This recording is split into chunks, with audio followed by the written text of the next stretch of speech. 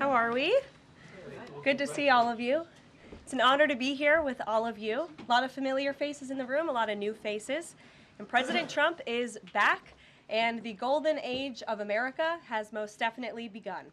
The Senate has already confirmed 5 of President Trump's exceptional cabinet nominees: Secretary of State Marco Rubio, Defense Secretary Pete Hegseth, CIA Director John Ratcliffe, Homeland Security Secretary Kristi Noem, and Treasury Secretary Scott Bessent. It is imperative that the Senate continues to confirm the remainder of the president's well-qualified nominees as quickly as possible. As you have seen during the past week, President Trump is hard at work fulfilling the promises that he made to the American people on the campaign trail. Since taking the oath of office, President Trump has taken more than 300 executive actions, secured nearly $1 trillion in U.S. investments, deported illegal alien rapists, gang members, and suspected terrorists from our homeland, and restored common sense to the federal government. I want to take a moment to go through some of these extraordinary actions. On day 1, President Trump declared a national emergency at our southern border to end the 4-year-long invasion of illegal aliens under the previous administration. Additionally, President Trump signed an executive order to end catch and release and finish construction of his effective border wall. By using every lever of his federal power, President Trump has sent a loud and clear message to the entire world. America will no longer tolerate illegal immigration, and this president expects that every nation on this planet will cooperate with the repatriation of their citizens. As proven by this weekend, when President Trump swiftly directed his team to issue harsh and effective sanctions and tariffs on the Colombian government, upon hearing they were denied a U.S. military aircraft full of their own citizens who were deported by this administration. Within hours, the Colombian government agreed to all of President Trump's demands, proving America is once again respected on the world stage. So, to foreign nationals who are thinking about trying to illegally enter the United States, think again. Under this president, you will be detained and you will be deported. Every day, Americans are safer because of the violent criminals that President Trump's administration is removing from our communities. On January 23rd, ICE New York arrested a Turkish national for entry without inspection who is a known or suspected terrorist. On January 23rd, ICE San Francisco arrested a citizen of Mexico unlawfully present in the United States who has been convicted of continuous sexual abuse of a child aged 14 years or younger. ICE St. Paul has arrested a citizen of Honduras who was convicted of 4th-degree criminal sexual conduct with a minor. ICE Buffalo arrested a citizen of Ecuador who has been convicted of rape. ICE Boston arrested a citizen of the Dominican Republic who has a criminal conviction for 2nd-degree murder. This criminal was convicted of murder for beating his pregnant wife to death in front of her 5-year-old son. And ICE St. Paul also arrested a citizen of Mexico who was convicted of possessing pornographic material of a minor on a work computer. These are the heinous individuals that this administration is removing from American communities every single day, and to the brave state and local law enforcement officers, CBP, and ICE agents who are helping in the facilitation of this deportation operation, President Trump has your back, and he is grateful for your hard work.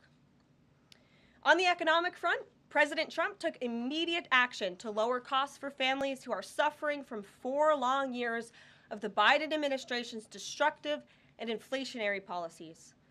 President Trump ordered the heads of all executive departments and agencies to help deliver emergency price relief to the American people, untangle our economy from Biden's regulatory constraints, and end the reckless war on American energy. President Trump also signed sweeping executive orders to end the weaponization of government and restore common sense to the federal bureaucracy. He directed all federal agencies to terminate illegal diversity, equity, and inclusion programs to help return America to a merit-based society. President Trump also signed an executive order declaring it is now the policy of the federal government that there are only 2 sexes, male and female. sanity has been restored. Before I take your questions, I would like to point out to all of you once again have access to the most transparent and accessible president in American history. There has never been a president who communicates with the American people and the American press corps as openly and authentically as the 45th and now 47th president of the United States. This past week, President Trump has held multiple news conferences, gaggled on Air Force One multiple times, and sat down for a two-part interview on Fox News, which aired last week. As Politico summed it up best, Trump is everywhere again. And that's because President Trump has a great story to tell about the legendary American revival that is well underway. And in keeping with this revolutionary media approach that President Trump deployed during the campaign, the Trump White House will speak to all media outlets and personalities, not just the legacy in this room. Because according to recent polling from Gallup, Americans' trust in mass media has fallen to a record low. Millions of Americans, especially young people, have turned from traditional television outlets and newspapers to consume their news from podcasts, blogs, social media, and other independent outlets. It's essential to our team that we share President Trump's message everywhere and adapt this White House to the new media landscape in 2025. To do this, I am excited to announce the following changes will be made to this historic James S. Brady briefing room, where Mr. Brady's legacy will endure. This White House believes strongly in the First Amendment, so it's why our team will work diligently to restore the press passes of the 440 journalists whose passes were wrongly revoked by the previous administration. We're also opening up this briefing room to new media voices who produce news-related content and whose outlet is not already represented by one of the seats in this room. We welcome independent journalists, podcasters, social media influencers, and content creators to apply for credentials to cover this White House. And you can apply now on our new website, whitehouse.gov/newmedia. Starting today, this seat in the front of the room, which is usually occupied by the press secretary's staff, will be called the new media seat. My team will review the applications and give credentials to new media applicants who meet our criteria and pass United States Secret Service requirements to enter the White House complex. So in light of these announcements, our first questions for today's briefing will go to these new media members whose outlets, despite being some of the most viewed news websites in the country, have not been given seats in this room. And before I turn to questions, I do have news directly from the President of the United States that was just shared with me in the Oval Office from President Trump directly, an update on the New Jersey drones. After research and study, the drones that were flying over New Jersey in large numbers were authorized to be flown by the FAA for research and various other reasons. Many of these drones were also hobbyists, recreational, and private individuals that enjoy flying drones. In time, it got worse due to curiosity.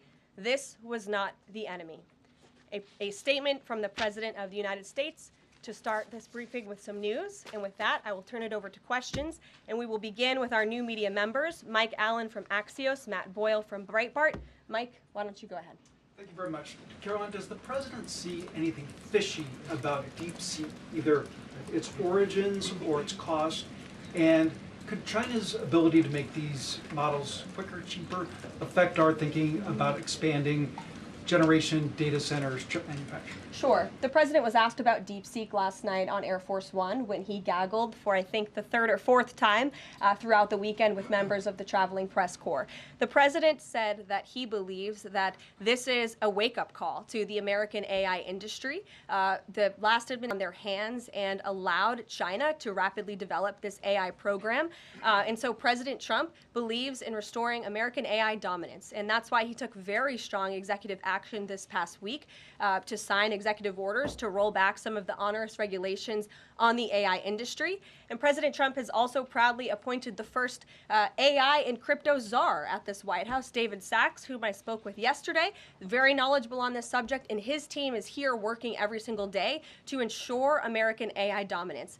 As for the national security implications, I spoke with NSC this morning. They are looking into what those may be, and when I have an update, I will share it with you, Mike. Caroline, you say restore U.S. dominance. Is there a fear that the U.S. either is falling or has fallen behind? And how would the president make sure the U.S. stays ahead? No, the president is confident that we will restore American dominance in AI. Yeah, so Caroline, first off, thank you to you and President Trump for actually giving voices to new media outlets that represent millions and millions of Americans.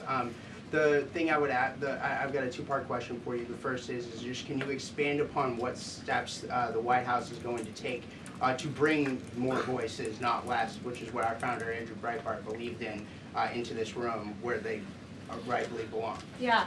Absolutely. And as I said in my opening statement, Matt, it is a priority of this White House to honor the First Amendment. And it is a fact that Americans are consuming their news media from various different platforms, especially young people. And as the youngest press secretary in history, thanks to President Trump, I take great pride in opening up this room to new media voices to share the president's message with as many Americans as possible. In doing so, number one, we will ensure that outlets like yours, Axios and Breitbart, which are widely respected and viewed outlets, have an actual seat in this room every day. We also, again, encourage anybody in this country, whether you are a TikTok content creator, a blogger, a podcaster, if you are producing legitimate news content, no matter the medium, you will be allowed to apply for press credentials to this White House. And as I said earlier, our new media website is whitehouse.gov/new media.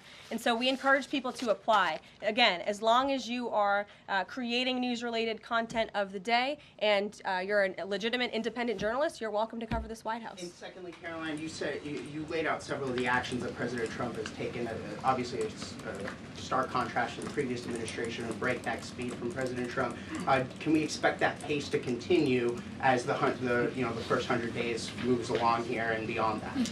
Absolutely. There is no doubt President Trump has always been the hardest working man in politics. I think that's been proven over the past week. This president has again signed more than 300 executive orders. He's taken historic action. I gaggled aboard Air Force One to mark the first 100 days of this administration, 4 p.m. last Friday, or first 100 hours rather. And this president did more in the first 100 hours than the previous president did in the first 100 days. So President Trump, I think you can all expect at this breakneck speed, so I hope you're all ready to work very hard. I know that we are.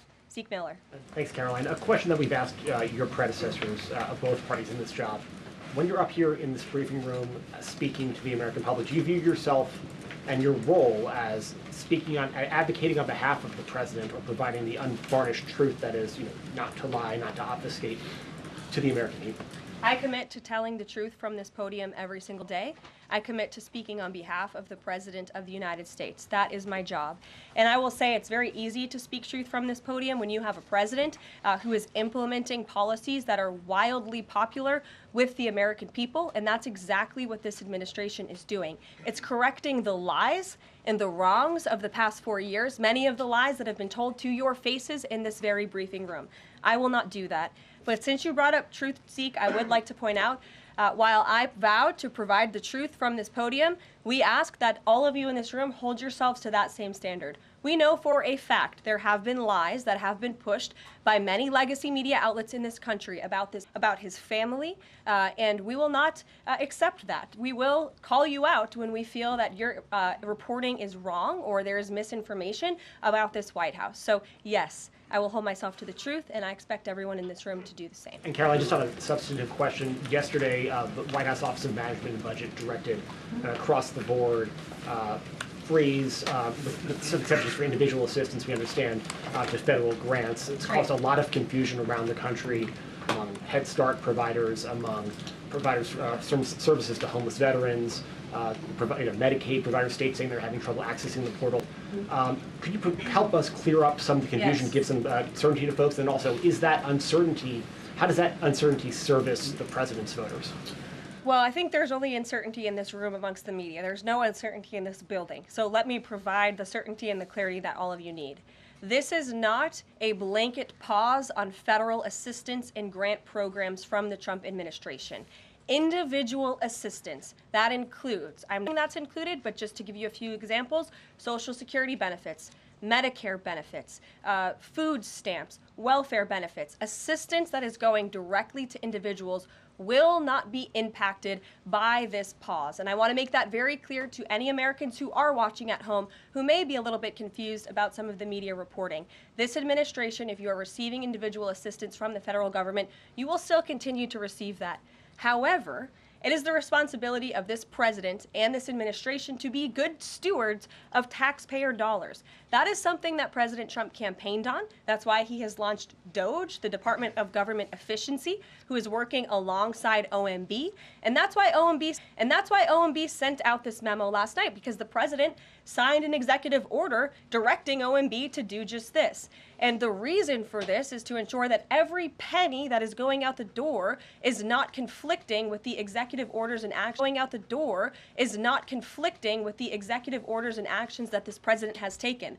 So it means no more funding for illegal DEI programs. It means no DEI programs. It means no more funding for the Green New scam that has cost American taxpayers tens of billions of dollars. It means no more funding for transgenderism and wokeness across our federal bureaucracy and agencies. No more funding for Green New Deal social engineering policies. Again, people who are receiving individual assistance, you will continue to receive that. And President Trump is looking out for you by issuing this pause because he is being good steward of your taxpayer dollars. Thanks, Karoline. Sure. How long is this pause going to last, and how is the Trump administration recommending that organizations that rely on federal funding make payroll, pay their rent in the meantime? It is a temporary pause, and the Office of Management and Budget is reviewing the federal funding that has been going out the door. Again, not for individual assistance, but for all of these other programs that I mentioned. I also spoke with the incoming director of OMB this morning, and he told me to tell all of you that the line to his office is open for other federal government agencies across the board, and if they feel that programs are necessary and in line with the president's agenda, then the Office of Management and Budget will review those policies. I think this is a very responsible measure. Again, the past 4 years, we've seen the Biden administration spend money like drunken sailors. It's a big reason we've had an inflation crisis in this country, and it's incumbent upon this administration to make sure, again, that every penny is being accounted for honestly. Why impose this pause with so little notice? Why not give organizations more time to plan for the fact that they are about to lose, in some cases, really crucial federal funding, at least for a period of time? There was notice. It was the executive order that the president signed. There's also a freeze on hiring, as you know, a regulatory freeze, and there's also a freeze on foreign aid. And this is, again, incredibly important to ensure that this administration is taking into consideration how hard the American people are working. And their tax dollars actually matter to this administration. You know, just during this pause, DOGE and OMB have actually found that there was $37 million that was about to go out the door to the World Health Organization, which is an organization, as you all know, that President Trump, with the swipe of his pen in that executive order, is no longer wants the United States to be a part of. So that wouldn't be in line with the president's agenda. DOGE and OMB also found that there was about to be 50 million taxpayer dollars that went out the door to fund condoms in Gaza. That is a preposterous waste of taxpayer money. So that's what this pause is focused on, being good stewards of tax dollars. And so this doesn't affect Meals on Wheels or Head Start or disaster aid? Again, it does not affect individual assistance that's going to Americans.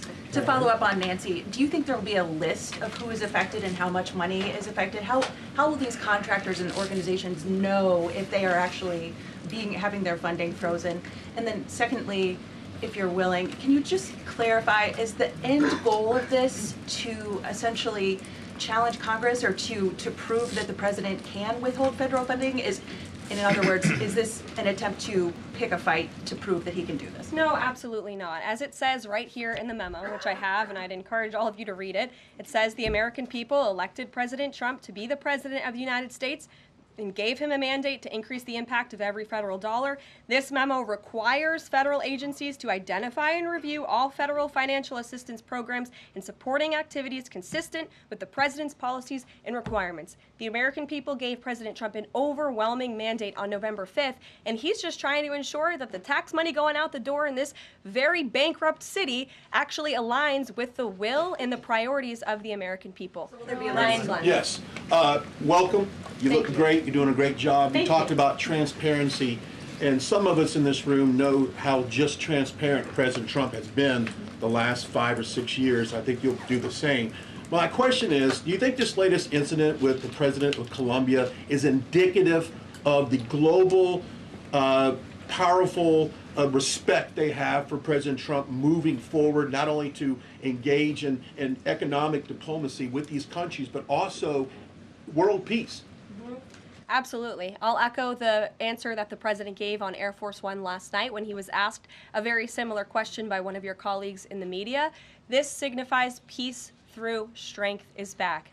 And this president will not tolerate illegal immigration into America's interior. And he expects every nation on this planet, again, to cooperate with the repatriation of their citizens who illegally entered into our country and broke America's laws. Won't be tolerated. And as you saw, the Colombian government quickly folded and agreed to all of President Trump's. demands. Flights are underway once again. Karoline. Two questions on deportations, if I may. President Trump had said on the campaign trail that he would deport pro-Hamas students who are here on visas. And on his first day in office, he signed an executive order that said, quote, "The U.S. must ensure that admitted aliens and aliens otherwise already present in the U.S. do not bear hostile attitudes towards its citizens, culture, government, institutions, or founding principles."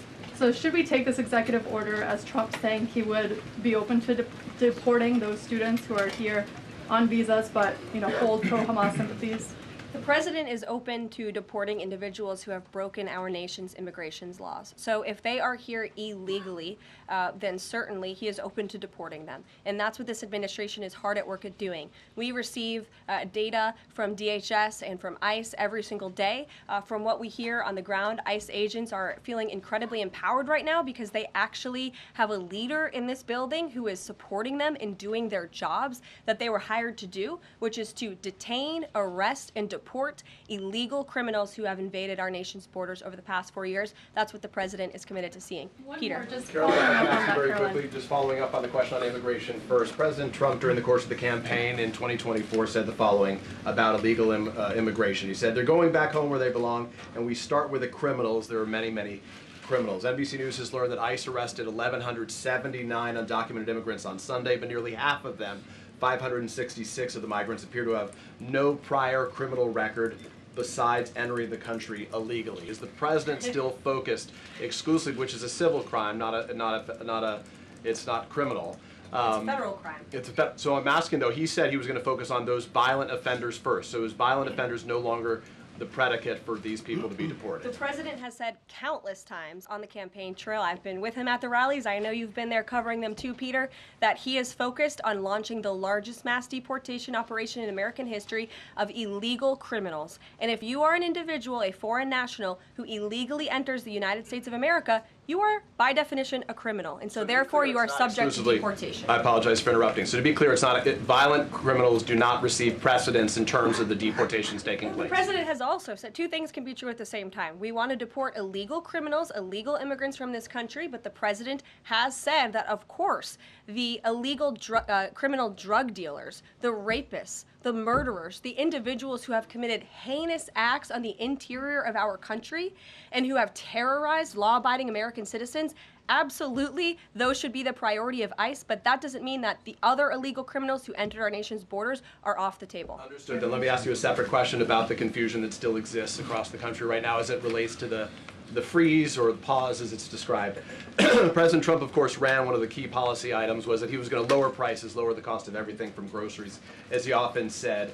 But in many of the cases, it would seem that some of these moves could raise prices for real Americans on everything from low-income heating, that program, child care programs, Will nothing that the president's doing here in terms of the freeze and these programs raise prices on ordinary Americans? What particular actions are you referring to that I'm would? referring to LHEAP right now. That's the low-income heating program, for example. We can talk about, there's no clarity, so I could refer to a lot of them. We don't know what they are specifically. Can you tell us that LHEAP, that LIHEAP is not one of those affected? So you're asking a hypothetical based on programs that you can't even identify. I just identified. What I can tell well, you just to be is clear, that since you guys haven't identified, let's do it together, just for Americans at home.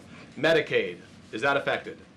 I gave you a list of examples: Social Security, Medicare, welfare benefits, food stamps that will not be impacted by this federal pause. I can get you the full list after this briefing from the Office of Management and Budget. But I do want to address the cost cutting because that's certainly very important and cutting the cost of living in this country.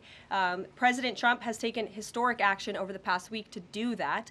He actually signed a memorandum to deliver emergency price relief for American families, which took a number of actions. I can walk you through those. He also repealed many onerous Biden administration regulations. We know over the past 4 years, American households has been essentially taxed $55,000 in regulations from the previous administration. President Trump, with the swipe of his pen, rescinded those, which will ultimately put more money back in the pockets of the American people.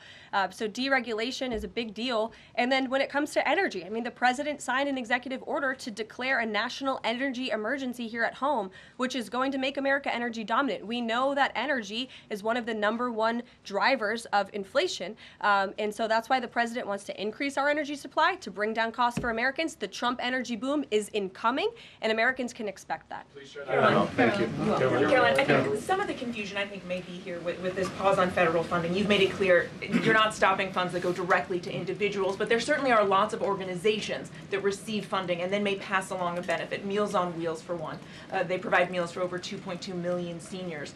What is the president's message to Americans out there, many of whom supported him and voted for him, who are concerned that this is going to impact them directly, even if, as you said, the funding isn't coming directly to their wallet? I have now been asked and answered this question 4 times. To individuals at home who receive direct assistance from the federal government, you will not be impacted by this federal freeze. In fact, OMB just sent out a memo to Capitol Hill with Q&A to clarify some of the questions and the answers that all of you are asking me right now. Again, direct assistance will not be impacted. I've been asked and answered about this OMB memo. There's many other topics of the day. Jackie Heinrich. Direct assistance, Karoline, it's going to another organization and then trickling down.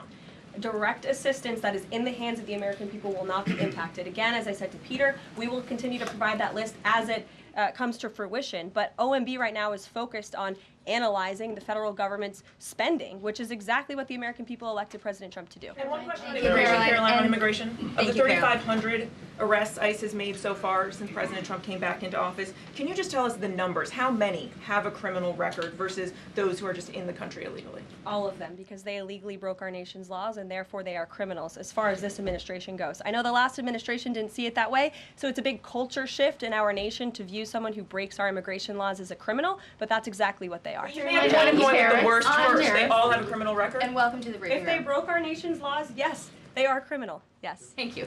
On stripping security details for figures like John Bolton, Pompeo, Brian Hook, Senator Tom Cotton said that he's seen the intelligence and the threat from Iran is real for anyone who played a role in the Soleimani strike. He voiced concern it wouldn't just impact those individuals, but potentially their family, innocent bystanders, friends, anyone who's near them when they're out in public. Is the president open to reconsidering his decision? The president was asked and answered this yesterday, and he was firm in his decision despite some of the comments that you had referenced, and he's made it very clear that he does not believe American taxpayers should fund security details for individuals who have served in the government for the rest of their lives, and there's nothing stopping these individuals that you mentioned from obtaining private security. That's where the president stands on it. I have no updates on that. Is there any concern that this decision might jeopardize the administration's ability to hire the best advisors for these kinds of positions in the future? No, in fact, I've talked to the Presidential Personnel Office, who has told me directly that there is such an influx of resumes for this administration that it's incredibly overwhelming. There is no lack of talent for the Trump administration. And Ron, would he take any responsibility if anything happened to these people? Would he feel at all that his decision was a factor in that? The president was asked and answered this yesterday. I defer you to his Thanks, comments. Caroline. Reagan, since you're in the back row, I hear you, the back row hasn't gotten much attention in the last 4 years, so I'm happy to answer your question. And I can project. Does the president intend to permanently cut off funding to NGOs that are bringing illegal foreign nationals to the country, such as Catholic charities? I am actually quite certain that the president signed an executive order that did just that, and I can point you to that. One more, Caroline. President Trump issued an executive order on increased vetting for refugees in visa applications. Part of that order was considering an outright ban for countries that have deficient screening processes. Has the president considered yet which countries might fall into this category, or countries like Afghanistan or Syria under consideration for a full ban? Yeah, so the president signed an executive order to streamline the vetting for visa applicants and for illegal immigrants in this country who are coming, of course, from other nations. It also directed the Secretary of State to review the process and make sure that other countries around the world are being completely transparent with our nation and the individuals that they are sending here. And so the Secretary of State has been directed to report back to the president. I haven't seen that report yet. We've only been here for a few days. Caroline, one on the freeze in federal funding. Who advised the president on the legality of telling government agencies that they don't have to spend money that was already appropriated by Congress? Well, as the OMB memo states, this is certainly within the confines of the law. So White House counsel's office believes that this is within the president's power to do it, and therefore he's doing it. Okay, so they disagree with lawmakers who say that they don't have the power to freeze this funding. Again, I would point you to the language in the memo that clearly states this is within the law. And on what happened on Friday night, the administration fired several inspectors general without giving Congress the 30-day legally required notification that they were being fired. I think only 2 were left at DHS and the DOJ. And then yesterday we saw several prosecutors, I believe 12, fired from the Justice Department who worked on the investigations into the president. As you know, they are career prosecutors, therefore they are afforded civil service protections. How is the administration deciding which laws to follow and which ones to ignore? So it is the belief of this White House and the White House counsel's office that the president was within his executive authority to do that. He is the executive of the executive branch, and therefore he has the power to fire anyone within the executive branch that he wishes to. There's also a case that went before the Supreme Court in 2020, Scala Law LLC versus the Customs, Bureau protection. I would advise you to look at that case, and that's the legality that this White House was resting on. So you're confident that if they bring lawsuits against you, those prosecutors who were fired, that they will succeed? We will win in court. And yes. Did he personally direct this, given they worked on the classified documents investigation and the election interference investigation? This was a memo that went out by the Presidential Personnel Office, and the president is the leader of this White House. So yes. Yes. Caroline. Caroline? Sure. Thank you. Congrats on your first day behind the podium. Thank you. President Trump ended funding for UNRWA and also designated the Houthis a foreign terrorist organization. That's right. Both were decisions that the previous administration had reversed. So here's my question. Will there be an investigation into who gave the previous administration this terrible advice? Well, that's a very good point. I haven't heard discussions about such an investigation, but it wouldn't be a bad idea considering that the Houthis certainly are terrorists. They have launched attacks on U.S. naval ships across this world, and so I think it was a very wise move by this administration to redesignate them as a terrorist group, because they are, and I think it was a foolish decision by the previous administration to do so. As for an investigation, I'm not sure about that, but it's not a bad idea. Josh. Thank you for the question. I appreciate it. Can you give us an update on the president's plan for his tariff agenda? He spoke a lot about this yesterday, and there's a couple of dates coming up that he's spoken to. Number one, February 1st, he's alluded to both the potential for tariffs for Canada and Mexico, but also China to take effect on those days. What's he thinking about that? Yeah. Should those countries expect that on the Again, first? he was asked and answered this question this past weekend when he took a lot of questions from the press, and he said that the February 1st date for Canada and Mexico still holds.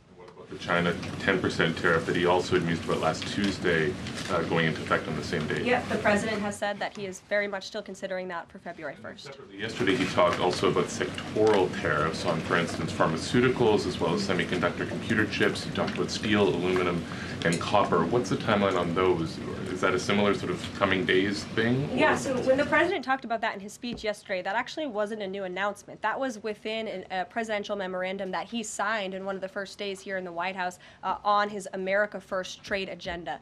So there's more details on those tariffs in there. As far as a date, I don't have a specific date to read out to you, but the president is committed to implementing tariffs effectively, just like he did in his first term. Finally, he also was asked on the plane when he gaggled about the potential for a universal tariff. He was asked maybe about 2.5%. There was a report about that. He said he wanted much bigger than that. Should we understand that these tariffs would add up?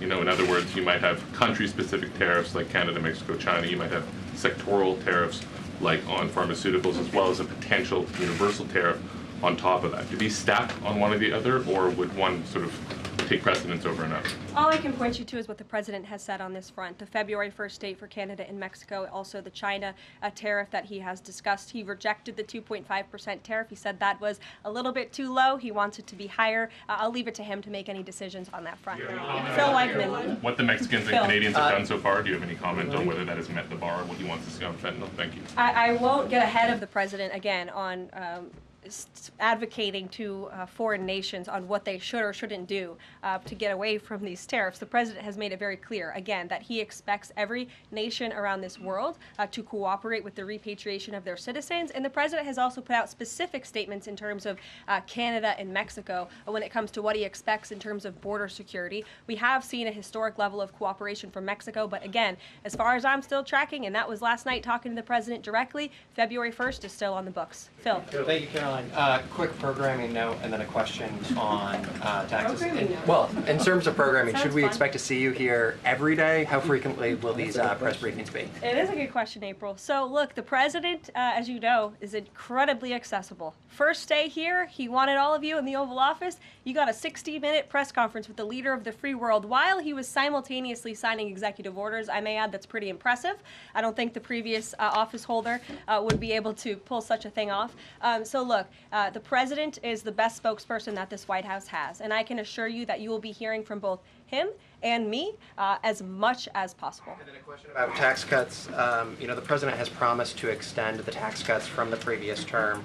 I'm curious, you know, does the president support corresponding spending cuts as some Republicans have called for in Congress? And will the new Treasury Secretary be leading those negotiations with the Hill as Mnuchin did during the first administration? The president is committed to both tax cuts and spending cuts, and he has a great team negotiating on his behalf, but there's no better negotiator than Donald Trump, and I'm sure he'll be involved in this reconciliation process as it moves forward. Caroline, in the announcement that you made last night on the Iron Dome, it said the president had directed that the United States will build this Iron Dome. Yeah. When you read into the executive order, it seemed short of that. It asked for a series of studies and reports back to him. Can you tell us whether the president has directed this? And if he is as concerned on this issue, why the suspensions that we saw listed by OMB included so many different nuclear programs, non-proliferation programs, programs to blend down nuclear weapons, and so forth? First of all, when it comes to the Iron Dome, the executive order directed the implementation of an Iron Dome. It also, as you said, kind of directed research and studies to see if or how the United States can go about doing this, particularly the Department of Defense. When it comes to the other question that you asked about those specific programs, again, I would say this is not a ban. This is a temporary pause and a freeze to ensure that all of the money going out from Washington, D.C. is aligned with the president's agenda. And as the Office of Management and Budget has updates on what will be kickstarted once again, I will provide those to you. Just to clarify for a sec what you were saying before on Medicaid. It wasn't clear to me whether you were saying that no Medicaid would be cut off. Obviously, a lot of this goes to states before it goes to individuals and so forth. So are you guaranteeing here that no individual now on Medicaid would see a cutoff because of the pause? I'll check back on that and get back to you. John. Thanks a lot, Caroline. As you know, in the first week that the president was in office, signed an executive order as it relates to birthright citizenship, trying to eliminate that.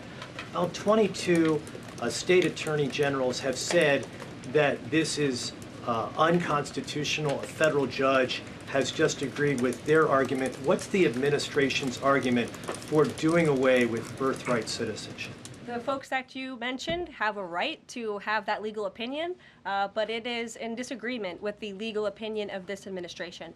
This administration believes that birthright citizenship is unconstitutional, and that is why President Trump signed that executive order. Illegal immigrants who come to this country and have a child are not subject to the laws of this jurisdiction. That's the opinion of this administration. We have already appealed the lawsuit that was filed against this administration, and we are prepared to fight this all the way to the Supreme Court if we have to, because President Trump believes that this is a necessary step to secure our nation's borders and protect our homeland. On foreign policy, if I may, the President's commitment to the NATO Defense Alliance, is it as strong as the prior administration? Is it the same as when he served as president in his first term in office? As long as NATO pays their fair share, and President Trump has called on NATO allies to increase their defense spending to 5%. You actually saw the head of NATO at Davos last week on Bloomberg television saying that President Trump is right, and if Europe wants to keep itself safe, they should increase their defense spending. I would just add that there was no greater ally to our European allies than President Trump in his first term. The world for all nations in Europe, and of course here at home, was much safer because of President Trump's peace through strength diplomatic approach. Monica. Thank you, Caroline, and it's great to finally be called on as well in the briefing room. I appreciate that. You're welcome. Of course, we know President Trump just got back from North Carolina and California meeting with victims of natural disasters. There's the 2-year anniversary of the East Palestine, Ohio toxic train derailment. Does the President have any plans to go visit the victims of that toxic spill, or just visit in general? No plans that I can read out for you here. If that changes, I will certainly keep you posted. What I can tell you is that President Trump still talks about his visit to East Palestine, Ohio. That was one of the turning points, I would say, in the previous election campaign, where Americans were reminded that President Trump is a man of the people, and he, as a candidate, visited that town that was just derailed by the train derailment, no pun intended, and he offered support and hope. Just like I saw the president do this past week, it was a purposeful decision by this president on his first domestic trip to go to North Carolina and to California to visit with Americans who were impacted by Hurricane Helene and also by the deadly fires. A red state and a blue state, both of which feel forgotten by the previous administration and the federal government. That is now ended under President Trump. He will continue to put Americans first, whether they're in East Palestine, in Pacific Palisades, or in North Carolina. Thank you, Caroline. On California, could you please clarify what the military did with the water last night as referenced in the President's Truth Social post? The water has been turned back on in California, and this comes just days after President Trump visited Pacific Palisades, and as you all saw, applied tremendous pressure on state and local officials in Pacific Palisades, including Los Angeles Mayor Karen Bass, to turn on the water and to direct that water to places in the south and in the middle of the state that have been incredibly dry, which has led to the expansion, the rapid expansion of these fires. So could you clarify what the military's role was, where the water came from, and how it got there? Again, the Army Corps of Engineers has been on the ground in California to respond to the devastation from these wildfires, and I would point out that just days after President Trump visited the devastation from these fires, the water was turned on. That is because of the pressure campaign he put on state and local officials there who clearly lack all common sense. And I will never forget being at that roundtable with the president last week and hearing the frustration in the voices of Pacific Palisades residents who feel as though their government has just gone insane. Before President Trump showed up on the scene, Karen Bass was telling private property owners that they would have to wait 18 months to access their private property. So this administration, the president and his team that's on the ground in California, Rick Grinnell, who he has designated to oversee this great crisis, it will continue to put pressure on Karen Bass and state and local officials to allow residents to access their properties. This is a huge part of it. These residents want to take part in their own clearing out of their properties. They should be able to do that. It's the United States of America. What happened to our freedom? Clearly it's gone in California, but not anymore under President Trump. April. Caroline, welcome to the briefing room. Thank you. Several questions. One on the pause. Will minority serving institutions, preferably colleges and universities, have those monies held back temporarily at this moment? Again, I have not seen the entire list because this memo was just sent out. So I will provide you all with updates as we receive them, okay? Also, secondly, when it comes to immigration, there is this southern border focus. What happens to those who've overstayed their visas? That is part of the broken immigration system. In 2023, there was a report by the Biden administration, the Homeland Security Department, that said overstays of visas were 3 times more than usual. Will there be a focus on the overstays for visas as well? If an individual is overstaying their visa, they are therefore an illegal immigrant residing in this country and they are subject to deportation. And also yes. Lastly, as we're dealing with anti-DEI, anti-woke efforts, we understand this administration is thinking about celebrating Black History Month. Have you got any word on that? Anything that you can offer to us? As far as I know, this White House certainly still intends to celebrate, and we will continue to celebrate American history and the contributions that all Americans, regardless of race, religion, or creed, have made to our great country, and America is back. Christian Daycock.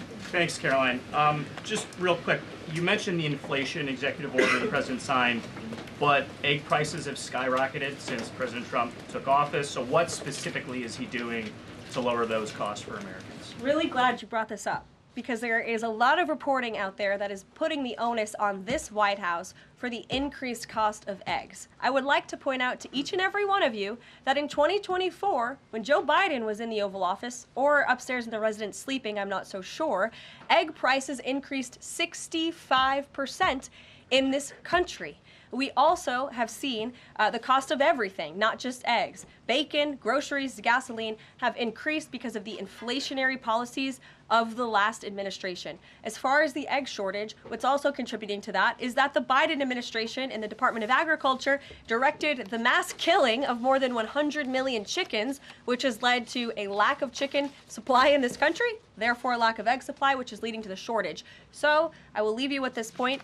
This is an example of why it's so incredibly important that the Senate moves swiftly to confirm all of President Trump's nominees, including his nominee for the United States Department of Agriculture, Brooke Rollins, who is already speaking with Kevin Hassett, who's leading the economic team here at the White House, on how we can address the egg shortage in this country. As for costs, I laid out the plethora of ways that President Trump has addressed saving costs for the American people over the past week. He looks forward to continuing to doing that in the days ahead. Thank you guys. One more border question. Are Medicaid portals down in all 50 states?